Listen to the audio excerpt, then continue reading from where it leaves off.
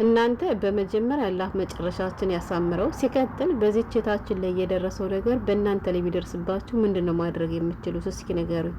እኔ እንደዚህ ያለ ነገር ስሰማ እውነቴን ነው የምላችሁ፣ ወላይ ነገ ሲል መጨረሻ ምን ይሆን የሚለው ነገር ያሳስበኛል፣ ያስጨንቀኛል ማለት ነው። እውነት ለመናገር እኔ በጣም ነው ያሳዘነችኝ። እንግዲህ ሰምቼም ደግሞ ማለፍ አልቻልኩምና ቪዲዮ ልሰራ ተገድጄ መጥቻለሁ ማለት ነው። በዚህ አጋጣሚ አሁን ላይ ወደ ስደት የምትመጡ እህቶች እድለኞች ናችሁ። ወላይ ለምትሉ አንድ ከመምጣታችሁ በፊት በጣም ብዙ ነገር አውቃችሁ ተምራችሁ ነው የምትመጡ።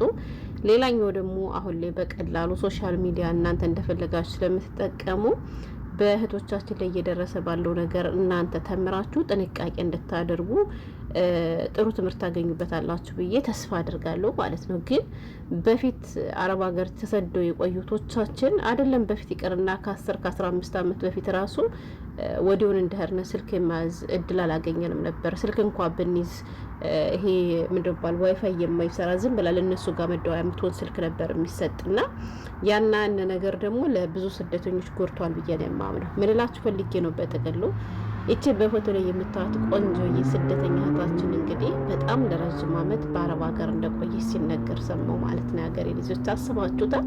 ግን አንዳንድ ሰዎች በጣም ጠንካሮች ናቸው። ወላይ ታድላችሁ በተፈጥሯችሁ ያኔ ትዕግስት ያላቸው ብዙ ሰዎች አሉና መታደል ነው በዚህ አጋጣሚ እና ለ15 ዓመት ያክል እንግዲህ አረብ ሀገር እንደሰራች ነው ሲነገር የሰማሁትና ለ15 ዓመት ያክል አረብ ሀገር ስትሰራ እንግዲህ ሁሉም ስደተኛ እንደሚያደርገው እየሰራች የምታገኘው ገንዘብ ለቤተሰቦቿ አስተልክ እንደነበረ ልጅም እንዳላት ነው የሰማሁትና ያ ታውቃላችሁ የፈለገ ያክል እንኳን ብዙ ዓመት ብንቀመጥ የሰው ሀገር የሰሩና ሀገራችን ማለታችን አይቀርምና ይቺ ስደተኛ እህታችንም እንግዲህ ከ15 ዓመት ቆይታ የስደት ቆይታ በኋላ እንግዲህ ሳውዲ ነበር ስትኖር የነበረው ማለት ነው። ጠቅላ ወደ ሀገሯ ትገባለች።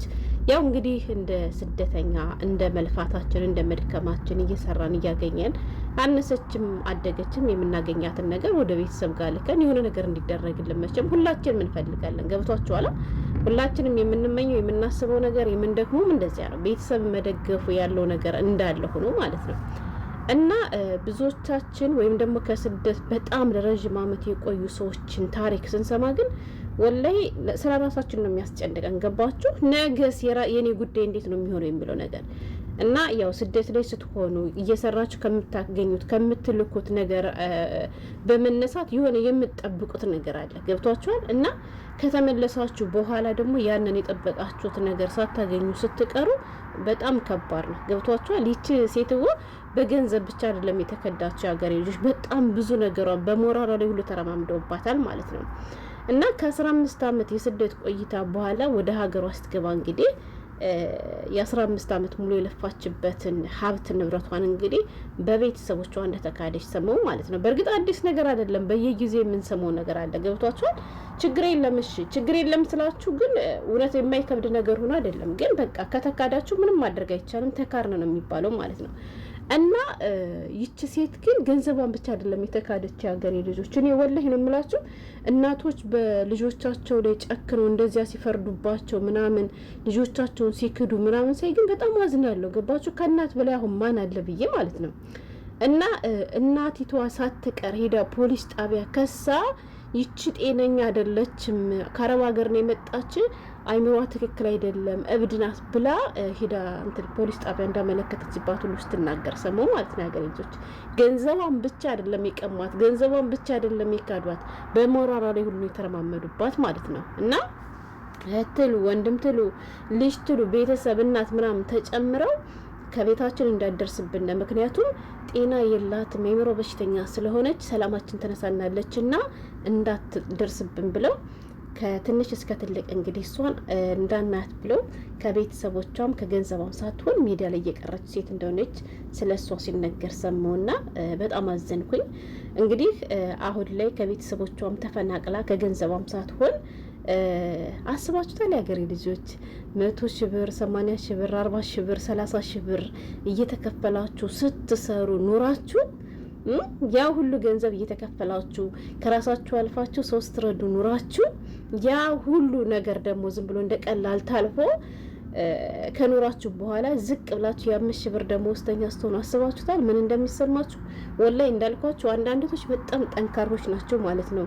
ያን ሁሉ ነገር ተቋቁመው ዛሬም እንዲፈገግ እያሉ ይኖራሉ። እና በዚህ አጋጣሚ ትዕግስት ያላችሁ ሰዎች መታደል ነው። ወላሂ አላህ ይጨምርላችሁ። እና ይቺ ልጅ ቤተሰቦቿ አናውቃትም ብለው ሲክዷት፣ መምተኛ ነች ብለው ሲክዷት፣ እሷ ግን አሁንም ፈጣሪዋ ለመስግና ጤነኛ ነች ብላ ጤነኛ ነኝ ብላ ማለት ነው ከሰው ቤት በ5 ሺህ ብር ኢትዮጵያ ውስጥ ተቀጥራ እየሰራች እንደሆነ ሰማው ያገሬ ልጆች። ግን እንዲህ ሙና ፈገግ ትላለች ማለት ነው። ገስት ላይ ከሳሚ ቤት ገብታ እያወራች ሰዓት ፈገግ ትላለች። ታድለው ማለት ነው አንዳንድ ሰዎች ግን እና እኔ ወላሂ እኔ አላውቅም። እና የሷ የደረሰባት ነገር እንዳሳዘነኝ እንዳለ ሆኖ ግን እህቶች ጥንቃቄ አድርጉ በዚህ አጋጣሚ ማለት ነው። ለራሳችሁ የምትፈልጉትን ነገር ከቤተሰቦቻችሁ ጋር ቀላቅላችሁ አትላኩ። በነገራችን ላይ ለራሳችሁ አንዲት ትንሽዬ መሬት እንድትገዛላችሁ ከፈለጋችሁ ይሄን ብር የላኩት ለራሴ እንድትገዙ ነው ብላችሁ እናንተ ተናገሩ። ዝም ብላችሁ ጭፍልቅ አድርጋችሁ ሰጥታችሁ እንዴ ሲጀመር እኮ ሀገሬ ልጆች በልበል እኮ ብላችሁ ከላካችሁላችሁ እኮ ያን ብር እኮ ዋጋ ሳይከፈልበት ዝም ብሎ የተገኘ እኮ ነው የሚመስላቸው። ዛሬ ፍስ አድርጋችሁ ትልኩት ነገም ደግሞ አፍሳችሁ የምትልኩ መስሏችሁ ይጠብቃሉ። ገብቷችኋል? ስለዚህ አቃለው ከራሴ ጀምሮ ብዙዎቻችን አረብ ሀገር ያለ ልጆች የውሸት ኑሮ ነው የምንኖረው ህይወት ሌላ ነው። ለቤተሰቦቻችን የምንነግራቸው ነገር ደግሞ ሌላ ነው። ይሄ ነገር ግን እኛን እየጎዳን ነው። ገብቷችኋል? ተመችቶኝ እንደምኖር ተርፎኝ እንደምኖር አድርጌ እናገራለሁ። እነሱም በቃ የሚያስቡት ያንን ነገር ነው። እኛን ነገር የምናደርገው ቤተሰቦቻችን እንዳይጨንቁብን ስለምንፈልግ ነው። ግን ደግሞ እየጎዳን ነው። ስለዚህ ባካችሁን የሀገሬ ልጆች ለራሳችሁ የሚደረግላችሁን ነገር ለይታችሁ ወቁ። ለቤተሰቦቻችሁ መስጠት ያለባችሁን ነገር ለይታችሁ ወቁ። ወላሂ እኔ ቢሆን አብዳለሁ። በቃ ግልጹን ነው የምነግራችሁ። 15 ዓመት ዋጋ ከፍዬሽ ገንዘቡ ተበላልባል። ገብቷችኋል? ከገንዘብ መበላት በላይ አብዳለች፣ እብድ ናት፣ አናቃት የሚያዙልኝ ተብዬ መከሰስ በራሱ ያምም እንዴ? በራሱ ያሳብድም እንዴ? ሀገሬ ልጆች እና አይደለም ዝቅ ብዬ ሰው ቤት በ5 ሺህ ብር ተቀጥሬ ልሰራ ይቅርና ራስ ሲጀመር ነው በህይወት የምኖር ራሱ አይመስለኝም። እና ማህቶች የሆነ ነገር በራሳችን እስከሚደርስ አንጠብቅ ነው የምላችሁ ሁሉ ጊዜ። በተለይ ለረጅም ዓመት የቆያችሁ ቆይተናል። እንግዲህ ያለፈው አልፏል። ገብቷችኋል? ያለፈው እንዳለፈው ሆኖ ግን ወይም በቃ ስትገቡ ላገኝም ላላገኝም እችላለሁ ብላችሁ ራሳችሁን አሳምናችሁ ነው መግባት ያለባችሁ እንጂ ይሄን ያክል አመት ሰርቻለሁ፣ ይሄን ያክል ገንዘብ ይኖረኛል፣ ይሄን ያክል ብር ይኖረኛል ብላችሁ ዳገት የሆነ ነገር አስባችሁ አትግቡ። ለምን ብትሉ ከገባችሁ በኋላ ያን ያሰባችሁትን ያለማችሁትን ነገር የጠበቃችሁትን ነገር ካላገኛችሁ ትጎዳላችሁ ማለት ነው። ግን በቃ ሊኖረኝም ላይኖረኝም ይችላል ብላችሁ እንትን ማለት አለባችሁ። እናንተ ልካችሁ እነዚያ ቤተሰቦቻችሁ የእናንተን ነገር በሚገባ ተግባራዊ የማያደርጉላችሁ ከሆነ ደግሞ ሲጀመር ለምን ብራችሁን ትልካላችሁ? የሀገሬ ልጆች ብራችሁን ይዛችሁ ከገባችሁ ከሄዳችሁ በኋላ ይደርሳል። ወላሂ የማይሆኑ ቤተሰቦች እንዳሏችሁ ካወቃችሁ ብር መላክ የለባችሁም። መርዳት ያለባችሁን ነገር ለቤተሰቦቻችሁ እርዱ። እናንተ ማድርጉላችሁ ከሆነ ጠንቃችሁ ካወቃችሁ እናንተ ማለት ነው። ብራችሁን ያዙ። ከቻላችሁ የምትኖርበትን ሀገር ብር አስቀምጡ። ካልሆነ ደግሞ ያው ምንዛሬ እየጨመረ ሲሄድ ባንክ ቤት ያለ ብር እየሞተ ይሄዳል ምናምን ይባላል። ይሞት። ባዶ እጃችሁን ከምትቀሩት በአካውንታችሁ ብታስቀምጡ ይሻላችኋል። ወላይ ይሄት እስኪ እንዴት እንደምታሳዝን 15 ዓመት ማለት እኮ ቀላል አይደለም። አረብ ቤት ውስጥ አረብ ሀገር ላይ እንዴት ተጠብሳ እንዴት ተንገብግባ እንደሰራችሁ እኛ ያለንበት ልጆች ነን የምንረዳው። እኛ ያለንበት ሰዎች ነን የምናውቀው። ገብቷችኋል? ግን ያ ሁሉ የተጠበሳችሁለት ያ ሁሉ ዋጋ የከፈላችሁለት ነገር ደግሞ መጨረሻው የሆነ ከገንዘብም ከቤተሰቦቻችሁም ሳትሆኑ ቀርታችሁ በዚህ ልክ ሞራናችሁን ተረማምደውበት ስንት ሺህ ብር እየተከፈለ ስትሰራ የነበረች ሴት ዛሬ ዝቅ ብላ በ5 ሺህ ብር እየሰራች ስትኖር እኔ አላውቅም። ወላሂ እንደው አለ የተሻለ ነገር ይስጣት እንጂ በጣም ነው ያሳዝነችኝ እኔ። እናማ እያንዳንድ ሺህ ነግበኔ ብለሽ ስሚ ሁሌም ቢሆን ይላሉ ሀገሬ ልጆች። ወላሂ እኔ ብዙ ጊዜ የምከታተለው ስለ አረብ ሀገር ሴቶች ነው። ገብቷችኋል? ስለ አረብ ሀገር ሴቶች ህይወት ማድመጥ መስማት ደስ ይለኛል። ለምን ብትሉ የሆነ የምማረው ነገር ይኖራል ብዬ ስለማስብና ላይቭ ላይም ሆነ በዩቲዩብም ሆነ በቲክቶክም ሆነ ስለ አረብ ሀገር ሴቶች ህይወት ሲወራ ቀጥ ብዬ ነው የማደምጠው። በቃ እከታተላለሁ፣ ደስ እያለኝ ነው የምሰማው ማለት ነው።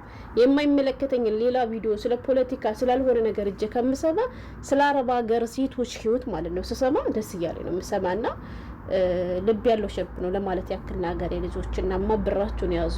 ቤተሰቦቻችሁ እንደማደርጉላችሁ ካወቃችሁ መርዳት ያለባችሁን ለቤተሰቦቻችሁ ማድረግ ያለባችሁን ነገር ብቻ አድርጉ ማለት ነው እንጂ ብራችሁን ጠቅላችሁ ልካችሁ ነገ ባዶ ሜዳ ላይ እንዳትቀሩ ጥንቃቄ አድርጉ ነው። ገባችሁ? ግን ደግሞ ብዙ መልካም ቤተሰቦች እንዳሉ አውቃለሁ። ብዙ ጀግና ቤተሰቦች እንዳሉ አውቃለሁ።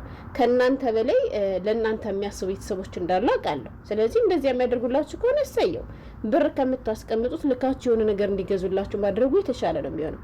ግን ቤተሰቦቻችሁ ማጥፋት ብቻ እንደሆነ ካወቃችሁ ብራችሁን አትላኩ። ብር ያዙ። በቃ ለእነሱ ማድረግ ያለባችሁን ነገር አድርጉ። ለራሴ የምትሉትን ነገር አስቀምጡ። ነገ ከሄዳችሁ በኋላ ሁሉም ነገር ይደርሳልና ይህን ታሪክ ሰምቼ እኔ ማለፍ አልቻልኩምና ደግሞ እኮ እንዲህ ሙላ ፈገግ እያለች ነው የምታወራ። እንደው ታድላችሁ ትዕግስት ያላችሁ ሰዎች መሻላ አላህ ይጨምርላችሁ። ወላሂ እኔ ቦን እንኳን ገንዘቤ ተበልቶ እንኳን አብዳለች ተብዬ ገንዘቤ ተበልቶ ሳገኘው ራሱ ማብድ ሰው ነው የሚሽ። እንደው አላህዬ መጨረሻዬን ያሳምርልኝ። እንደው መጨረሻዬን ያሳምረው ነው የምለው።